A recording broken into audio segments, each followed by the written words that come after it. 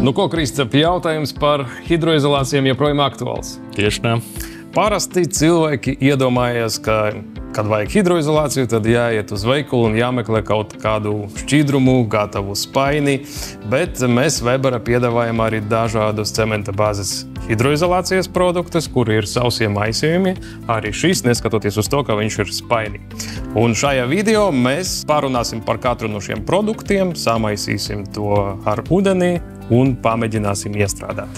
Ok, 3 produkti. Tavuprāt, kurš populārākais Latvijas tirgū?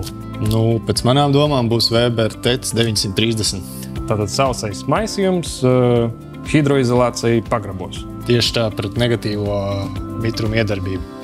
Weber TEC 824. Ko mēs zinām par šo? Viennozīmīgi izmantojam ārā terasēm, zem flīzēm, un tas arī būs šim produktam pateicīgākā vieta. Un laikam Weber hidroizolāciju superzvaigzne, Weber TEC Superflex D24. Tieši tā, Superflex D24.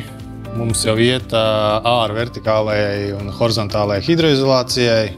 Ar šo pašu materiālu varam veikt hidroizolāciju un pielīmēt arī putu polisterolu, kā arī veikt baseiniem hidroizolācijas darbus. Plašāk par šiem materiāliem mēs esam stāstījuši mūsu iepriekšējā video, bet šodien mums ir mērķis samaisīt šos materiālus ar ūdeni, sagatavot jāvas un parādīt iestrādes procesu. Sākam ar Weber TEC 930. Tad pirmais produkts, kuru mēs sagatavosim iestrādēji. Kristap, ko mums jāņem vērā par ūdens daudzumu? Uz iepakojuma vienmēr ir rakstīts ūdens daudzums, kāds ir nepieciešams samaisot veselu maisu vienā spainī. Bet, protams, ūdeni jūs varat pielietot vairāk vai mazāk atkarība no tā, kā jūs iestrādāsiet materiālu, vai ar mahlovicu vai ar špakteļlāpstu. Ok, samaisam.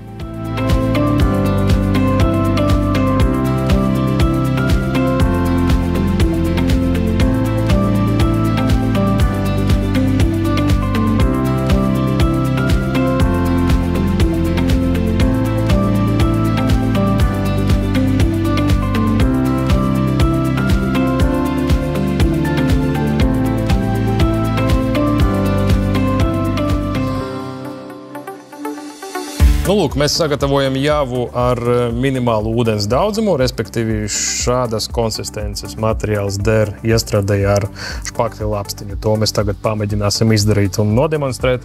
Protams, pirms mēs izmantojam hidroizolāciju, pēc maisīšanas vismaz 2-3 minūtes mēs pagaidām, lai hidroizolācija pastāv, un tad tikai veicam iestrādāšanas darbus.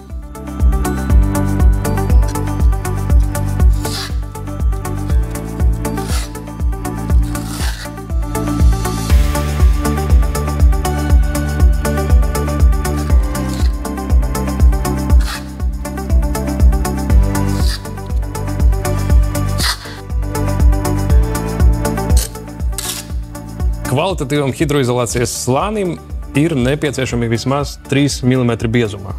Tāpēc šo materiālu mēs iestrādāsim 2 kārtās.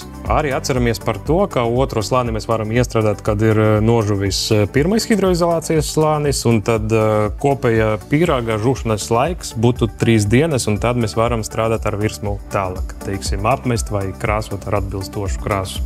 Šeit mums ir situācija, kad ir diezgan līdzena un gluda siena, tāpēc bija diezgan ērti strādāt ar špakteļlāpstiņu, bet nevienmēr jums būs tā. Virsma mēs būtu dažāda, tie mēs būtu arī ķieģeļi vai kaut kāda cita veida nelīdzena virsma, tāpēc ērtāk būs iestrādāt šo hidroizolāciju arī ar maklavīci. Lai tas būtu ērtāk un iespējams, mēs pievienojam vēl vairāk ūdeni jāvā, un tagad mūsu hidroizolācija ir vēl šķidrāka, un mēs varam ērtāk strādāt ar maklavīci.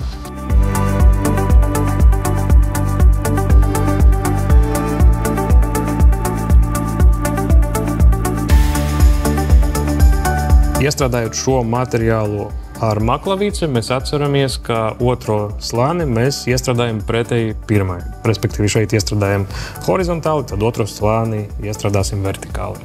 Turpinām ar Weber TEC 824 elastīgu cementa bāzes hidroizolāciju. Ja Weber TEC 930 bija paredzēts pagrabiem, tad Weber TEC 824, kā jau teica Kristaps, ir daudz plašāks pielietojums, bet iestrādes veids ir diezgan līdzīgs.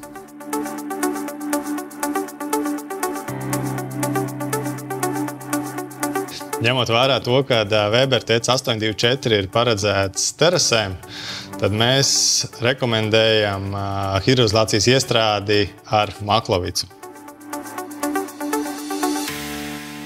Atceramies arī par šo produktu, ka mums ir nepieciešams iestrādāt šo materiālu 2 slāņos. Pirmo slāni mēs iestrādājam un pēc 4 stundām jau varam iestrādāt otru un kopējais žūšanas laiks būtu 24 stundas abiem 2 slāņiem. Trešais materiāls, par kuru mēs gribējām pastāstīt, ir Weber TEC Superflex D24. Šeit nav tik būtiski parādīt, kā viņu samaisīt, bet gan pastāstīt par viņa teicamām kvalitātēm un īpašībām. Kaut gan par maisīšanu ir viens moments. Ja mēs vēram vaļā spaini, tad mēs redzam, ka iekšā jau ir 2 veida maisījumi. Baltais, kas ir šķidrais, un pelēkais.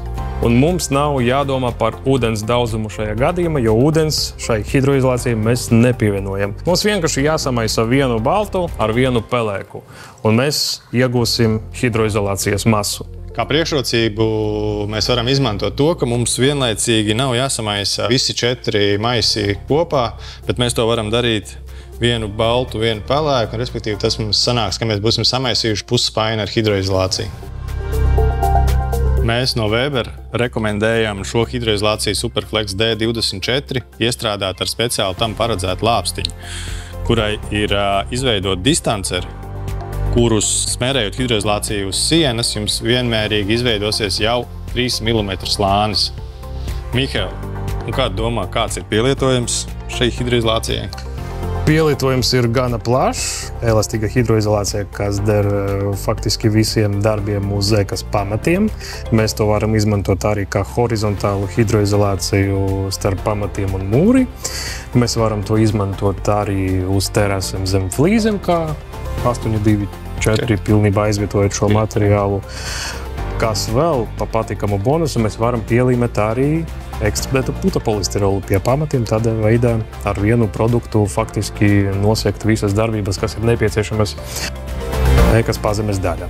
Esam apskatījuši 3 cementu bāzes hidroizolācijas un to pielietojumu.